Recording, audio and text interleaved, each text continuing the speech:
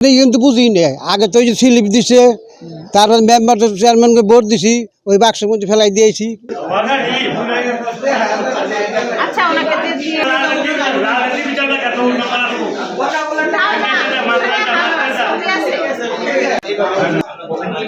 ঠিক আছে আরেকদিন আপনি আপনার ছেলে বা সন্তান আপনি কাউকে নিয়ে আসবেন, ঠিক আছে? আমি আপনাকে বলে দিচ্ছি এখানে আমার কাছে দিবেন ওইটার মধ্যে চাপ দিবেন, চাপ দিলে একটা মহিলা কথা বলবে যে সবুজটাই আর মনে করছেন